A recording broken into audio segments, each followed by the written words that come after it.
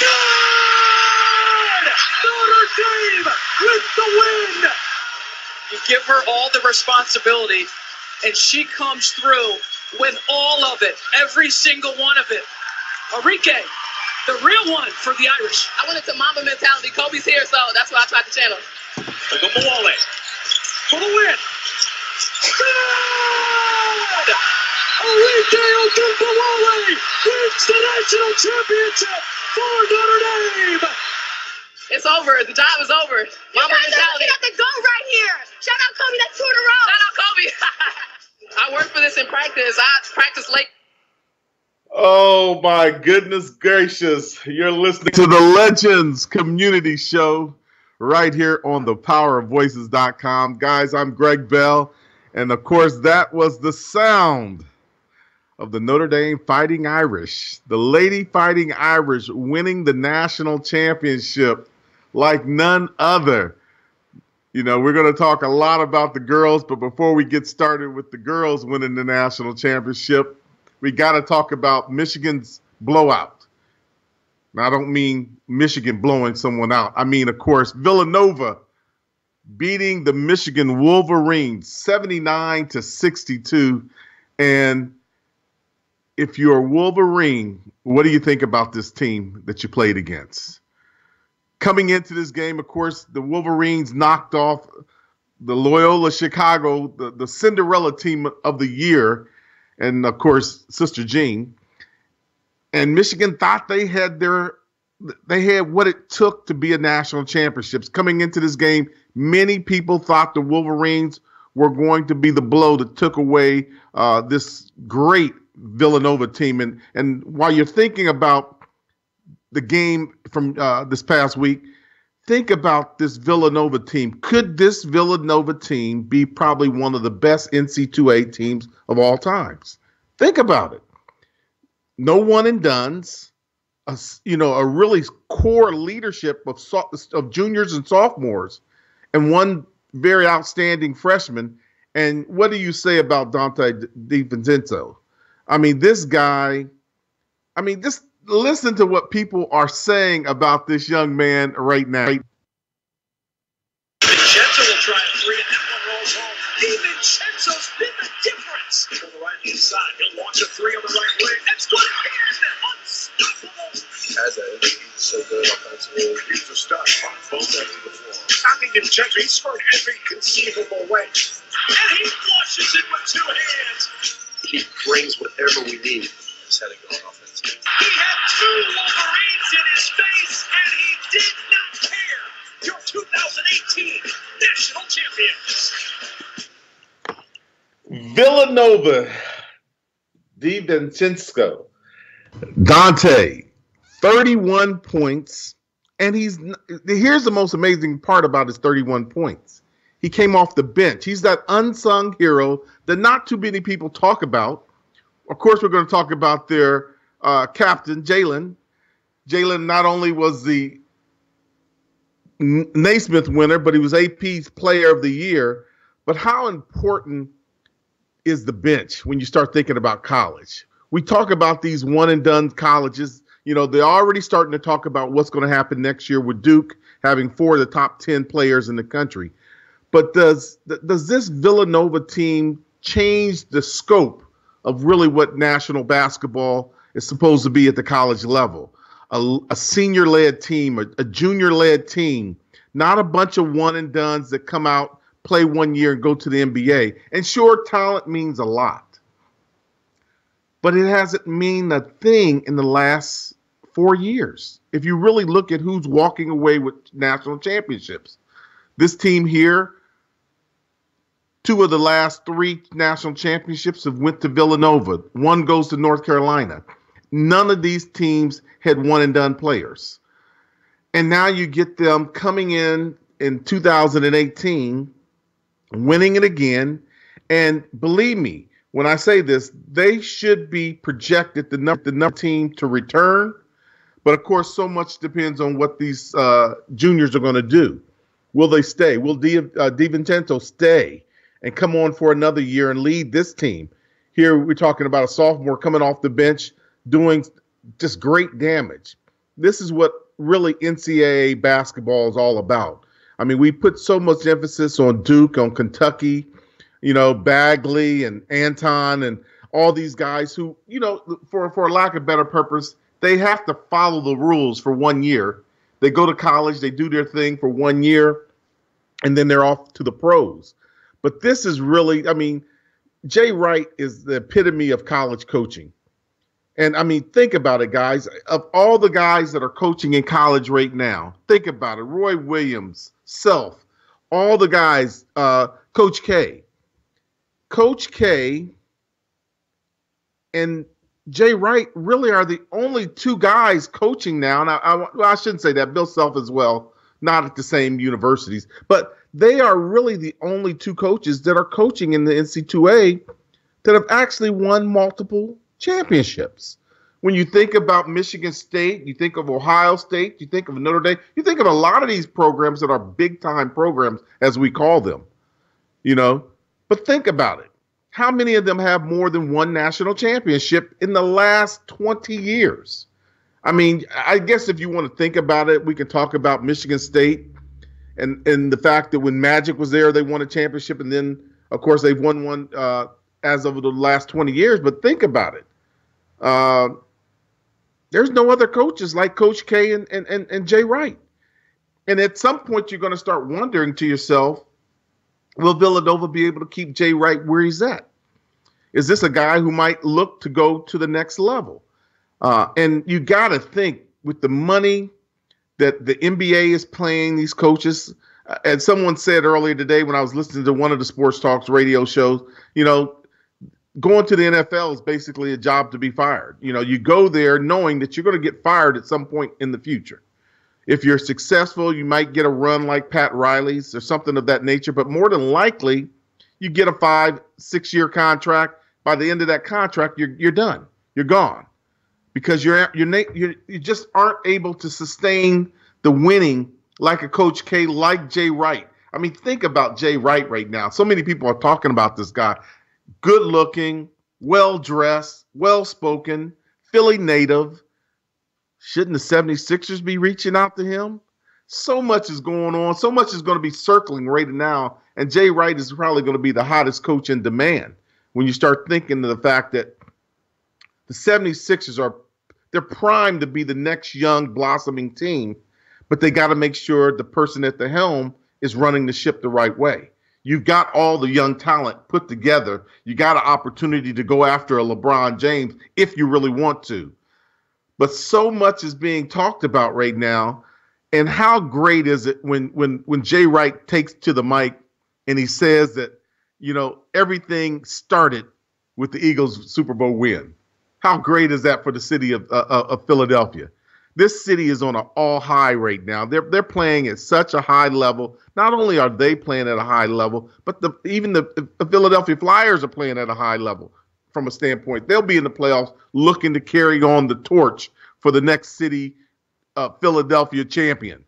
It's just crazy when you start thinking about what this city is going through this year. You couldn't be on an all high like they were after just winning the Super Bowl to come back now win the Final Four. And, okay, so South Bend grabs the women's Final Four. But now look what we got coming up. We got hockey getting ready to start. The Flyers have had a great season. They've been winning off of the fuel, the flame that the Philadelphia Eagles lit for the city of Philadelphia. And now Jay Wright puts one in, a second one into the city of Philadelphia with you. We're talking about Villanova, guys. We're not talking about, the powerhouses that have been spending super money on coaches. Think about it. Jay Wright's making $2.5 million. He's not even in the top 20 coaches of pay in the NC2A right now. Think about that. But as he said, he's able to put together a team of great players who want to stick together, play together, and they're there for the fortitude of 4 years for the most part, maybe 3, because they've got such outstanding players that are just blossoming right now. But man, you take a bench player who, think about it, it was funny when they said it, he was the number 4 scorer on the team coming into the game. Yeah, he's not a starter, but he plays with a starter mentality.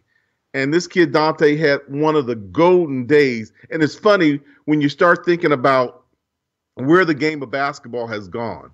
I mean, it used to be a high-flying game. It was a game about the forwards and centers, the guy down in the low post. But then, you get the Reggie Millers of the late 80s and 90s. You now have Stephen Curry. And I even heard Curry say that, because of what he saw, he's taken it to a new level.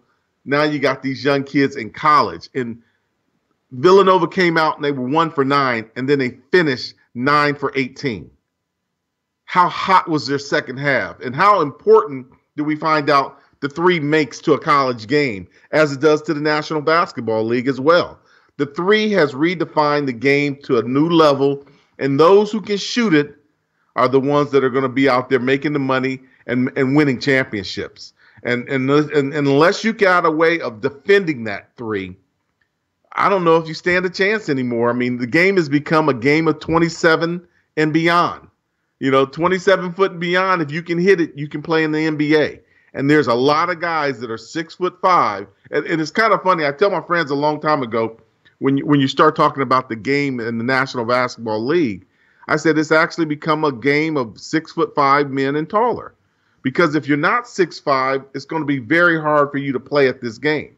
It's just very hard, and it's not going to happen. So young men who are out there looking to play in the National Basketball League, man, I hope you grow. Because this is a game, a true game of big men, and agile big men who can play, who can do it all, and they do it above the rim and now 25 feet and beyond. They're doing it from there as well.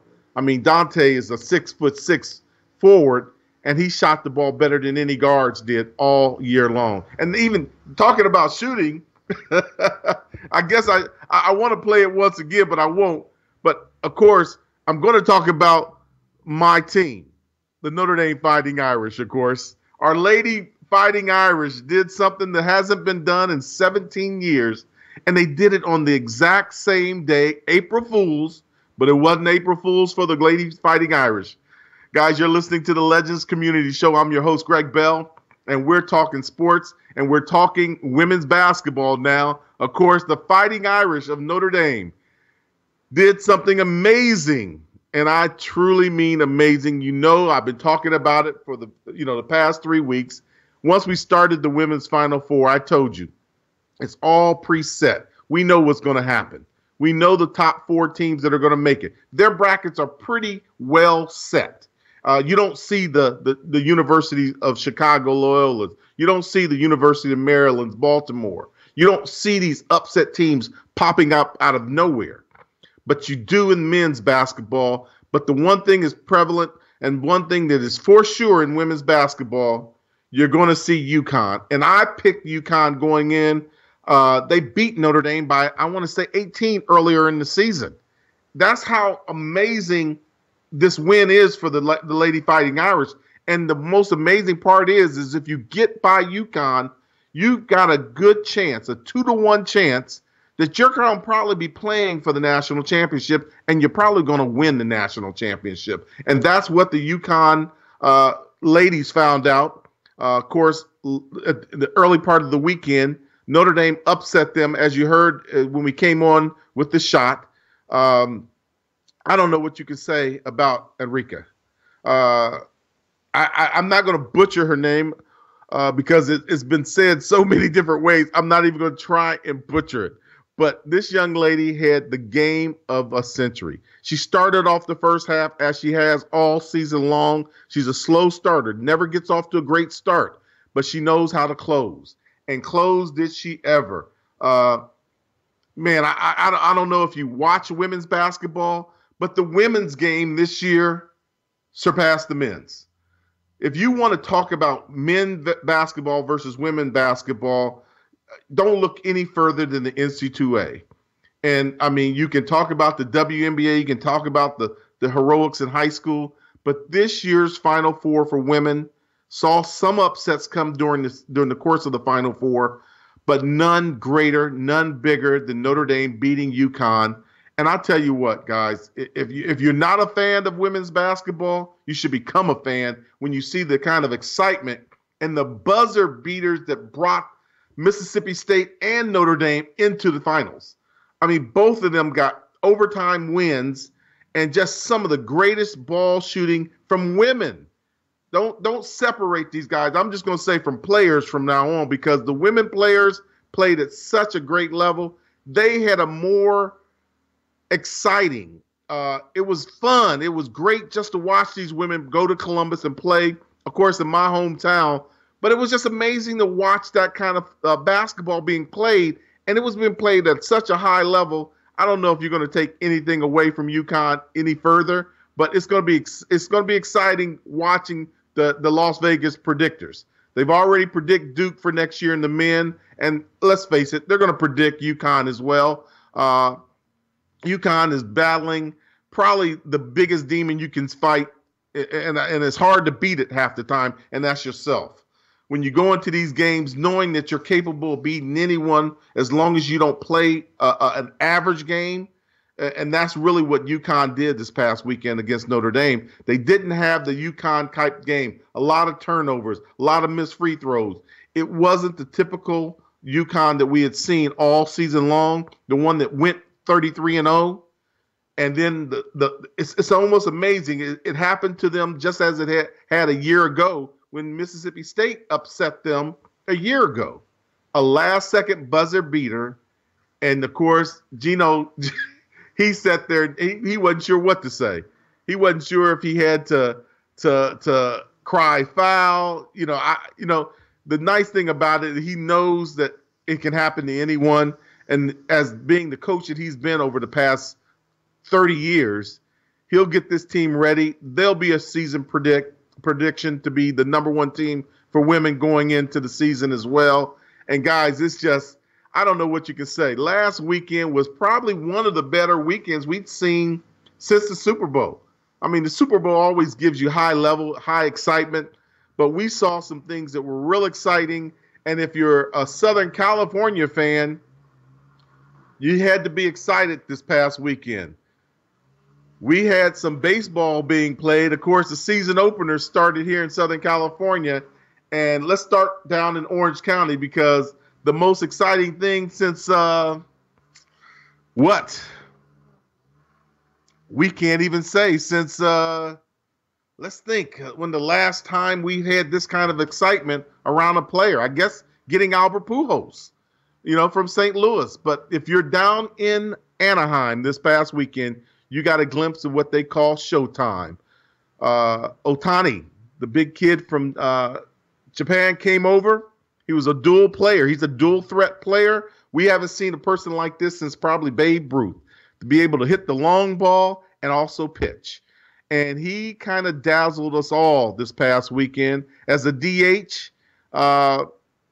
didn't have a great day. He was 1 of 5 coming into the weekend. But as a pitcher, we saw what many people did not expect. I didn't expect it. I'll be honest. He had such an average, if not considered below average, spring training. But the Angels got a 7-1 win over the A's this past weekend. And Shohei Ohtani came out, pitched 6 innings, had 3 hits, 3 errors, but he had 6 Ks. And he retired 14 of the last 15 batters. How exciting is it going to be down in Anaheim if this kid gets complete control over his ball, and not only gets control over his ball, but he gets the American baseball game. He gets an understanding of the pitchers he's going to face, and we see the kind of power that we saw and all the scouts saw of him back in Japan, hitting home runs out of the box. I mean, no, he didn't have a great day at the plate. His DHing hasn't been to par. Not only was it not to par in the first 5 at-bats, but it wasn't at all at par in the whole entire spring training. But he came out and pitched a lot better than anybody expected. And I guess you can say at this point, he's going to be Showtime for the A's down in Anaheim. We're going to be able to see if Ohtani is going to bring that special charm that so many people have talked about him. The scouts have raved about him. He delivered the first time out. It's going to be interesting to watch and see over the course of the next 6 to 8 weeks what the A's are going to really, truly do with this young man. If he continues to be a 1.5, batting 200%, 250, are they going to let him continue to go up there as a DH? Because a DH is a guy you expect to get 400 out of him as a DH. But will they start to push the pitching on him? Are they going to start giving him this full rotation, taking away his swings at the plate so he can focus more on his pitching? So much is going to be put out down there in Anaheim. It's going to be exciting to watch this young man develop. I mean, he's a young man, under 25 years of age. We got some years to get out of this man's arm. And if he has the DH capability at the plate, it's going to be interesting to see a true pitcher walk up to the mound and play. And I tell you what's going to be more special about him is be when they do the interleague rivalry, when the interleague and they go play against the Dodgers where, he can bat as a DH as well as a pitcher. How will the Dodgers be able to prepare themselves for him? Because let's face it, right now the Dodgers are 2-3 after the opening weekends.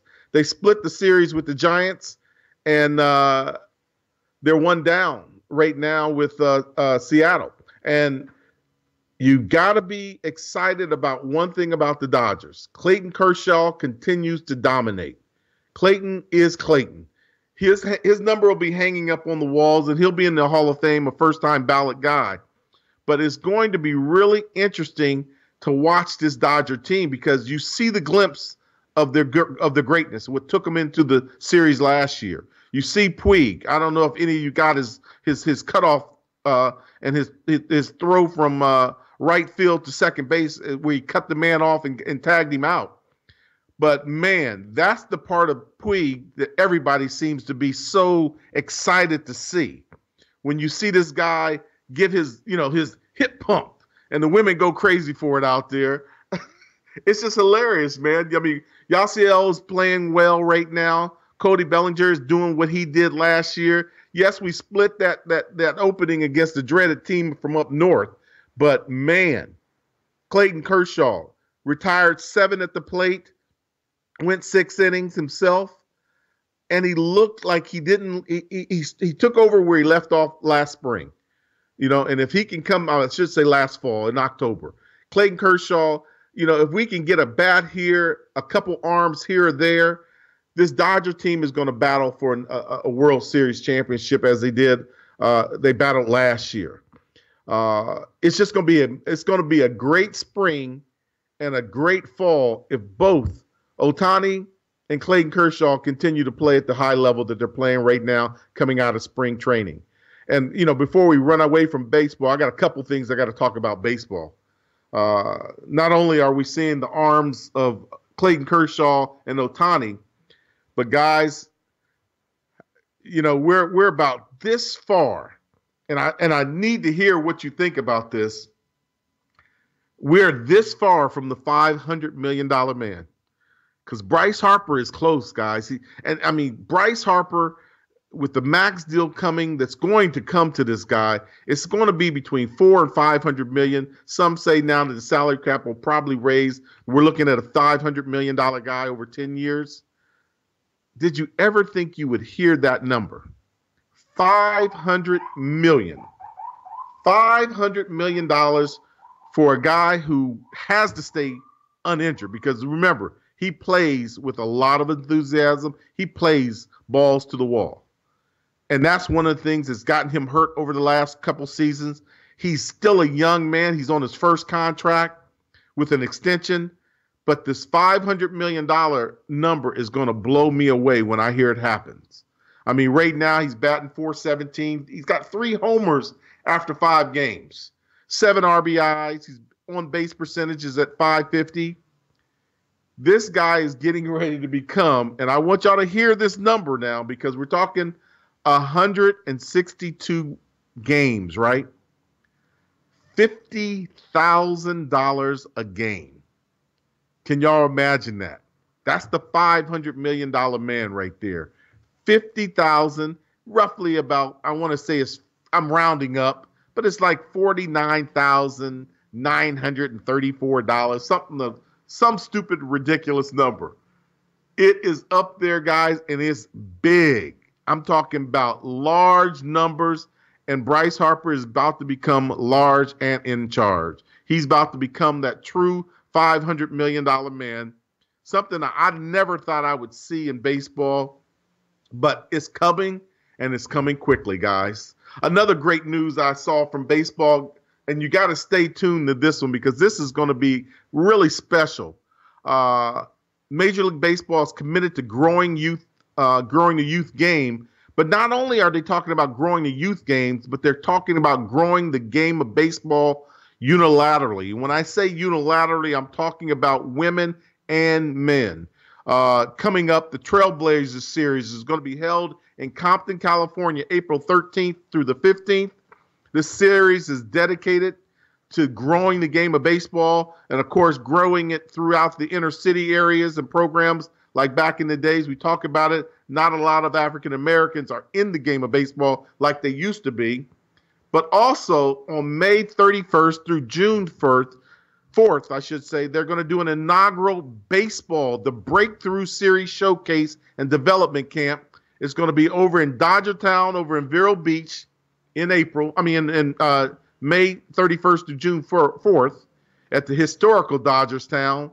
And it's here to grow the game unilaterally. They're doing an all-girls event, first of its kind. And that's the part about baseball that I truly tip my hat to.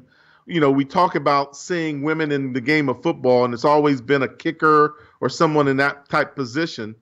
I look to see baseball do something just fabulous, you know, kind of what they're doing with the women's basketball, because women's basketball has always been there. And they're trying to grow the game, and they're growing it in such a different way. But now baseball has decided to grow it with the women as well. This inaugural Breakthrough Series Showcase and Development Camp, May 31st through June 4th at the historical Dodgertown in Vero Beach. That's just something special that we got to, you know, we're going to keep an eye out on that and see where we are from a standpoint of where baseball goes, getting the women involved in the game as well. And, of course, you know where we are, guys. We're at what they call one of the most fabulous weekends in sports. Of course, we're talking about the Masters in Augusta. Las Vegas odds right now, guys, are just crazy off the chain. 9-1 odds and greater. Here we're talking Rory McIlroy, plus 900. 9-1 odds that he and Tiger have a chance at winning it. Justin Thomas is at a 10-1 odds. Dustin Johnson, 12-1. Spieth is at 12-1. Justin Rose, 14-1. Bubba Watson, 16-1 with Phil Mickelson. Jason Day and John Rahm are 18-1 and 20-1. And it's kind of interesting because the one thing that we see more than anything right now with the Masters is the fact that Tiger is back. And he's back, and he's in a fierce position, you know, because everybody is talking Tiger right now. It's going to be interesting. And I want to go to Augusta and hear what Tiger is talking about right now, because that's probably the most interesting thing, is to hear what Tiger with his game. The last couple of years have been tough, and then I've watched every bit I possibly could, and I love the Masters. I like Russo. Yeah, but his offensive win shares didn't even. Oh, what did we do? We got a little interference there.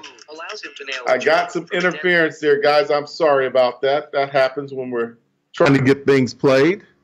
I'll try and get that sound bite played for us real quickly as soon as possible. Let's try it again right now while we got. Years have been tough, and then I've watched every bit I possibly could, and I love the Masters. I will always watch it. It's I've played it, so I know where the guys are trying to hit the golf ball. And I say, ooh, that's going to be a tough one, or man, that's a hell of a shot. People don't realize how good that is. You know, things like that. And I really enjoy it. I enjoy the ambiance, the way the Masters tournament really sets up for a dramatic finish. They know how to do it, and they do it right. And from pin locations to tee setups, I just absolutely love watching it. Given how I feel now versus then, I mean, it's just night and day. I mean, I've got just how I felt coming here for the dinner, and when I left. Now that I'm walking this golf course and playing and hitting shots and not really thinking about anything, it's hard to believe it's been less than a year since my back procedure. The rest of my body's doing fantastic. I feel great. I feel like I've really put a lot of the pieces together. We've worked on what body parts get stronger, what body parts need to be more limber, and I feel fantastic. It's just a matter of now going out there and competing and playing and posting numbers. Well, I have 4 rounds to play, so let's just kind of slow down. I've had anticipation like this prior. If you remember, the buildup was from the PGA in 2000 to the Masters in 2001, 9 months of building up. What that tournament would mean. And, it's the same thing. I got to go play and then let the chips fall where they may, and hopefully I end up on top. But I got a lot of work to do between now and then. The last couple of years have been tough. And then well, guys, we've been listening to what Tiger had to say about where he is right now. It's a lot going on. You know, one of the things that he brought up in some of his interviews going into this week's Masters is that he, of course, had back surgery, and he actually had he had the disc removed from his back. He had the back fused. And he basically said that right now he is truly playing the game pain-free. And that's a scary thought when you're, Rory McIlroy, Jordan Spieth. You hear these guys talk about the fact that Tiger is probably one of the biggest influences in their careers. And I don't want to look at this like Jack Nicklaus in his heyday when he came on to win I believe he won the Masters at 38 or 40 years old. He's one of the oldest winners of the Masters. But to see these young guys is kind of like when I had the fortunate opportunity in my lifetime, since I grew up in Columbus. When you talk to a Jack Nicklaus, he says that when he was growing up, seeing, Arnold Palmer going, he was somebody that he, in essence, was his idol. But that's where Tiger is right now. His back is feeling great. He thinks he can go out and play the game he's typical, that he's historically played. He's been warming up to it. He's been gradually making the shots, and he's doing a lot of it, guys, because he has no pain whatsoever in his back. And I'll tell you, because I've had back surgery. Not necessarily at the magnitude that Tiger's had back surgery, but my back surgery was a fusion it was a discectomy. And I think he started out with the discectomy initially hoping that would relieve most of his pain. And of course, he had to go to the more serious fusion where they literally removed the disc that was ruptured. And then they fused the 2 discs between the upper and the lower disc of the one that had been removed. They fused those together. And the only thing that really did for him, he says is it took away his pain. But one of the things that it left him with was less movement. It made him a little bit stiffer. So now we're looking at a Tiger Woods that doesn't have quite the range and the flexibility he had in previous years. But the thing that he's got that we've been waiting for him to say all these years, these past 5 years that he's gone through his roller coaster, he doesn't talk much about his mental wear. And a lot of people question whether Tiger's mental game was destroying his physical game. And I think what he's trying to tell us now is that it was all physical. The mental side of it, he's been able to handle. He's come back from that. But it's the physical part, playing pain-free. And now we're seeing a pain-free Tiger playing golf. And it's something special to watch right now, guys. I mean, he's chipping with the kind of accuracy that we've seen in the past. He's being able to get that ball to kick back and roll back. All the things that we remember from Tiger Woods back in the day, we're seeing from him. And I'm going to tell you what, this week is going to be a pretty exciting week.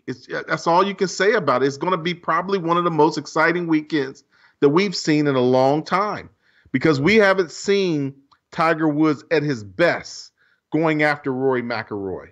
We haven't seen Tiger at his best going after Dustin Johnson, the #1 rated golfer. We're not even talking about the fact that when they started, I listened to some of the things that the media statistics that they've talked about. Their average purse is 35% higher since Tiger came onto the scene. That's just those are major numbers. Their attendance is something like 125% better since the day Tiger started this game, where it was. Golf was actually on a decline. Jack was done. Arnold was done. A lot of the stars were done. So the quality of the game has started to dip. And Tiger brought the competition level back up. And not only did he bring the competition level back up because Phil Mickelson is there, but he brought that athleticism into the game. So now you see a lot of young men, unlike what we had seen before, the chubby Jason, the Days and the other guys who came into the, overweight guys who were playing, could hit the long ball, but they really didn't get into the weight room that often. Tiger got these young guys going in, lifting weights. You look at Jordan Spieth. You look at Rory McIlroy. A lot of them, you can see the development in their body. Of course, they're going to get bigger as they get older. They were young coming in, but you can see the muscle development. And it's what's making this game a special game right now to watch. We're this weekend will be a great weekend for Augusta, and all eyes are on Tiger. All I hope is that he's able to go out and play the best golf that he's physically capable of playing. I can't control his mental side of it, but if he's pain-free and he can hit the shots like he's always hit in the past years, let's hope the Tiger goes out and plays a game that we all can talk about in the future. This might be that opportunity for him to do what he hasn't done in a long time, and that's actually go out and win a golf tournament of a major magnitude. Be great to see.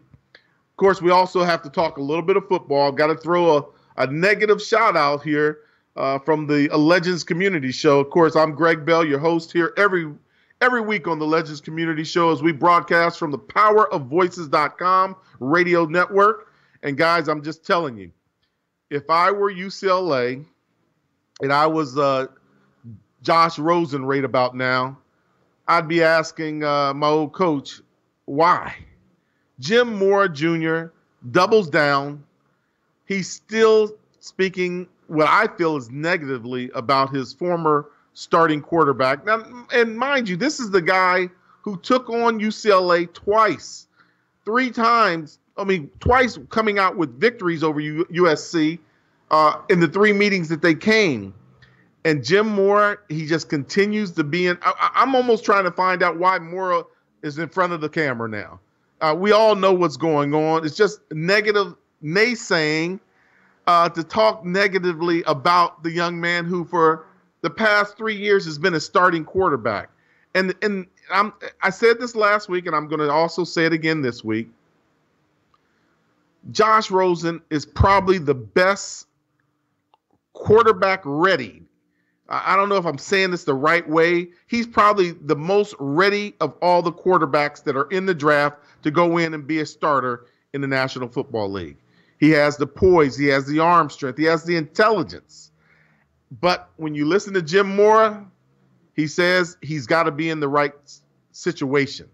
And did you hear what Jim Mora said, why he's got to be in the right situation? He's basically saying because he's so intelligent, he's not just going to go out and do whatever you tell him to do. He wants a reason why. And maybe you might think that's overanalyzing the position, or he's too analytical.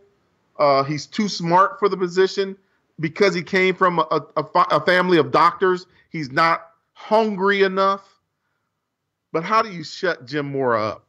That's really the question. This guy came out. He gave you his body, his blood, his arm, and everything else. He played injured for you. But now it brings up question. And I know people are going to say, well, the scouts have already talked to the teams and they've done this. They've interviewed his girlfriend, his mom, his dad. They've done all they say, guys, I can only tell you I've been in Josh Rosen's position because me and Jerry Fouts did not get along very well. And Coach Fouts said some negative things about me. And it took them looking past Jerry Fouts to go interview my track coach and Digger Phelps and other coaches to say, what kind of guy is Greg Bell? it hurts from a standpoint, whatever their personal relationship was, you hope it doesn't get into the way. But unfortunately for Josh Rosen, his biggest naysayer right now, unfortunately for him, is his former coach, Jim Mora. And you hate to see that with a guy who's gone out and given you everything he had. I watched him play some days with bad protection, and Josh Rosen was a performer. He performed at a high level for UCLA. I mean, think about his freshman year. He came out of nowhere, and he lit it up. He was the best quarterback in the Pac-10 his freshman year. His second year, he gets a little nicked and a little bruised, but he still fought through the season. And then you get his senior year. He goes out and has a very good senior year amongst the tops, battled well against USC. USC was just a better all-around team his junior year. And now both him and Sam Darnold are going to walk into the NFL as juniors. And you just hate that his biggest naysayer right now is his former head coach. And here's where you wonder, how much influence does a position coach have? Have the scouts talk to the quarterback coach? Have they been out to talk to other coaches who are around Josh Rosen to talk about the kind of competitor he is? Because the worst thing I think I heard from the scouts is he might not be hungry. And I don't know how you say, I tell people all the time, the National Football League and football in general is not somewhere that you can go and really play if you don't love it, if you're not passionate about it. This is one of those games you got to be a little passionate about it in order to play it. And hopefully Josh Rosen has the wherewithal to get by the things that are being said about him right now. And hopefully the scouts will get by and be able to do some real true scout work to see that, Mora right now, his biggest thing is he's just trying to stay relevant.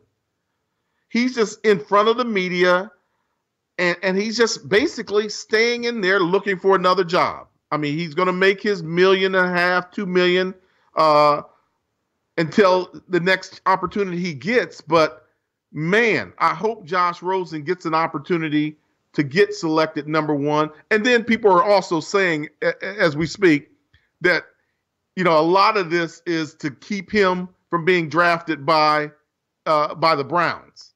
And, that might be, if just Jim Mora's game plan, if him and Josh have talked about that, I hope it works. Because I would hate to see Josh Rosen fall in the draft only because Jim Mora is out promoting himself in essence, because that's basically what I'm saying. He's just trying to stay in front of media. He's trying to stay relevant. And to dog Josh Rosen the way he's been dogging him, it's killing me. It's killing me. I just, that's all I can tell you. It's killing me right now, listening to Jim Mora do his talking in front of the national media. Guys, you're listening to the Legends Community Show.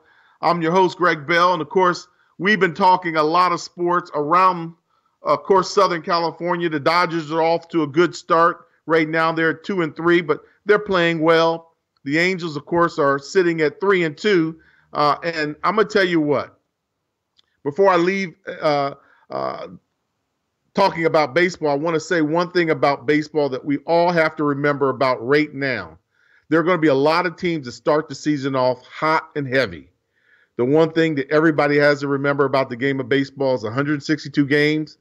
This is truly a marathon sport.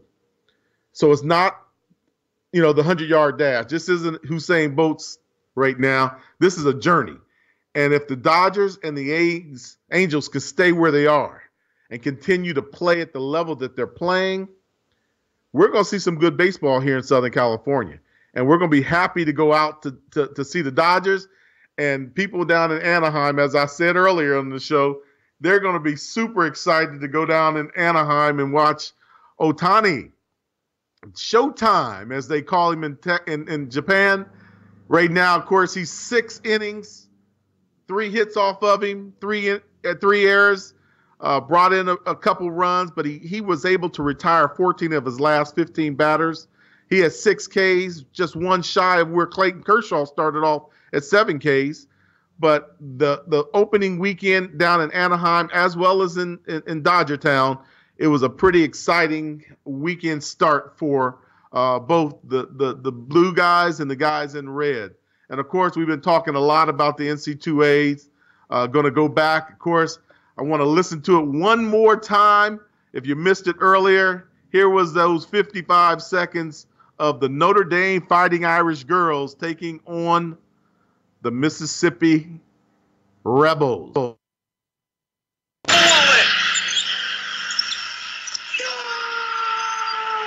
Notre Dame with the win! You give her all the responsibility, and she comes through with all of it, every single one of it. Arike, the real one for the Irish. I went into Mamba mentality. Kobe's here, so that's why I tried to channel. Ogunbowale for the win. Good! Arike Ogunbowale wins the national championship for Notre Dame. It's up. Man, Arike Ogunbowale. I got it that time. Ogunbowale. Arike hits the jump shot. Guys, this was as Mamba mentality as she talked about. Kobe, of course, in Columbus to watch the girls play. And did you enjoy the finesse? That was a shot, guys. That wasn't a prayer. I tell everybody, sometimes you see buzzer beaters go up and the guy's praying on the shot. But she flicked the wrist. Her eyes followed the ball all the way through the basket. Arike Ogunbowale hits this is a shot of a lifetime. That's all I can say as Notre Dame goes on. First, you got to give her credit. She hit the big shot against UConn. She comes back, hits the big shot, and this was none greater. They took a 15-point lead in the first half. Mississippi State came back, took their own 17-point lead, and the Notre Dame Fighting Irish women came back from a deficit, which they've done all season long, coming from behind. Arike hits the jumper with here's where replay and timeouts and all the BS goes. It made no sense for them to put 0.01 second up on the clock. Game was over. That's a buzzer beater. That was a once in a lifetime shot.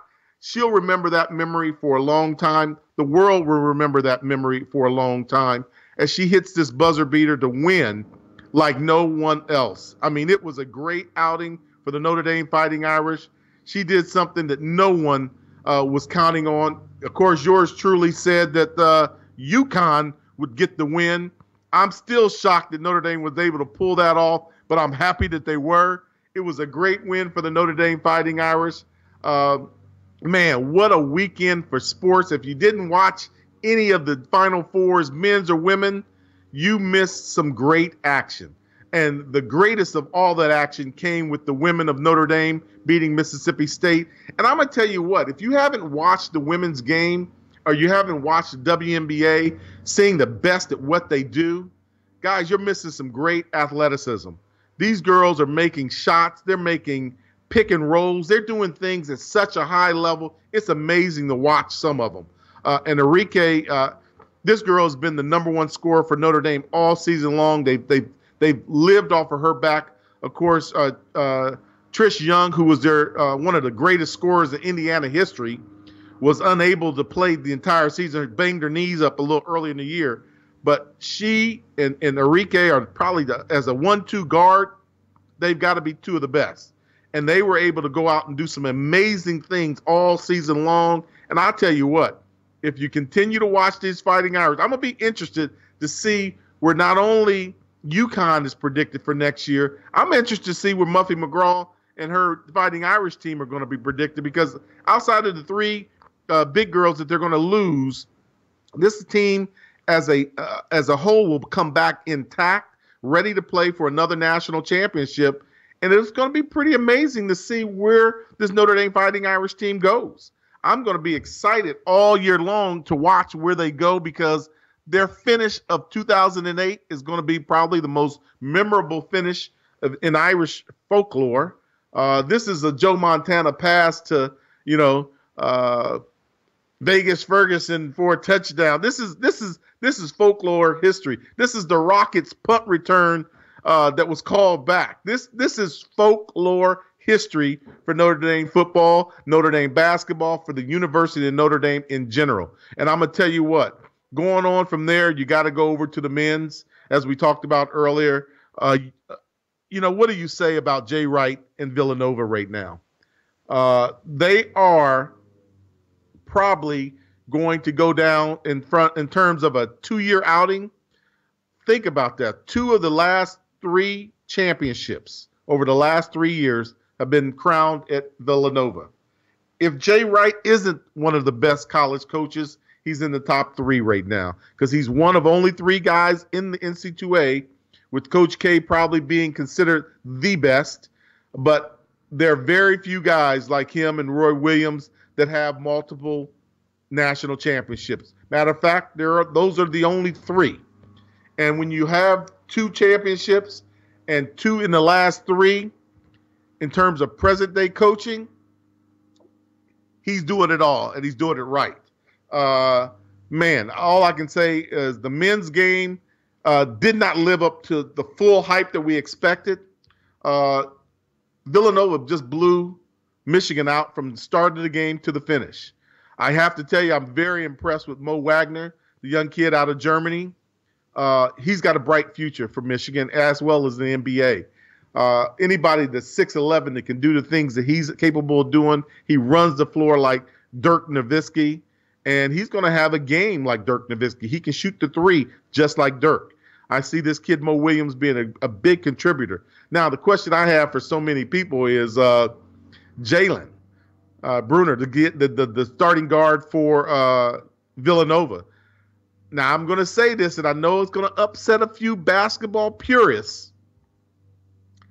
He reminds me of a guy named Mateen Cleese that played at Michigan State. A great leader, great with the ball in his hand, knowing everything he needs to do to put the ball in the right position for a score, for whatever he needs to do. But I'm not 100% sold that this kid is a top 20 NBA draft pick. And I'm not sure what kind of future this guy has in the NBA. I like his leadership. But we've seen too many of these small guards go into the NBA and can't get their shot off. And if you can't shoot in the NBA, they don't really have a place for you. The only thing that I can tell you, he's been a consistent rate about 38% shooter from the 3, and that could be his only lifeline. Something Mr. McLean teased from Michigan State. McLean could never hit the 3. He did not have that outside shot. And that's why he's not in the NBA now today. He had a very short 4-year career in the NBA because his outside range just wasn't there. Jalen has a little bit of range. The question is how will that transcend, or how will that range step to the next level? Will he have that same capability? Because remember, a guy like LeBron James might be checking him on periodic possessions. You're listening to the Legends Community Show right here on the Power of Voices, guys. Before we get out of here, just want to touch base one last time, of course. I'll talk a little baseball and got to talk about the Masters before we get out of here. I don't know if you guys saw it this week, but if you've listened to this show over the past couple years, you know I am a Yankee fan. I hate to say it. I like the Yankees. I was raised with the Columbus Clippers, which was the Yankee franchise in Columbus, Ohio. I know the Steinbrenner family, so I tend to root for the Yankees until, of course, they play the Dodgers or the Angels. Then, of course, I root for the hometown team. But did you see what Carlos Stanton did this past week? And you got to ask yourself, what the hell was Derek Jeter thinking when they made this trade? Carlos Stanton,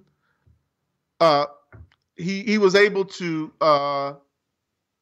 get off and hit a homer that was just mind-boggling. First at bat for the Yankees, he crushes it, knocks it to the center field. I'm talking about a major crushing hit.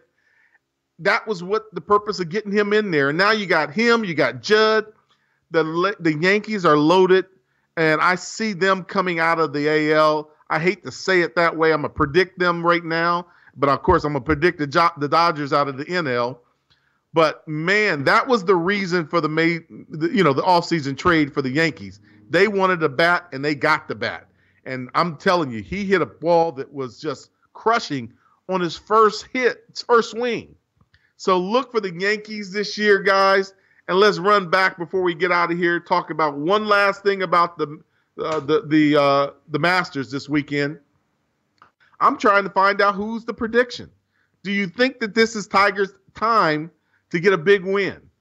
Let me know what you think right here on thepowerofvoices.com. I'm interested. The Tiger's swinging. He says with no pain, with great concentration.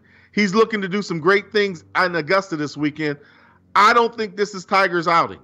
I think the British Open is going to be Tiger's first win in his 5 years. I think he's going to finish in the top 3 or 4 this week, but he's going to battle to the end. He'll be playing in the final round. He might even go into the final round doing well. But honestly, guys, I think this is Dustin Johnson's time to put the green jacket on his back. I really do. And I'm looking for a great outing out of Dustin Johnson. This is that time for him. When you're sitting at the number 1 position, this is the time for you to step up and really do what you're supposed to do. And I look for Dustin Johnson to do that this weekend. Hey, guys, we're going to get out of here right now, but I thank everybody for joining me this week. Hopefully come back and join me every week right here on the Power of Voices.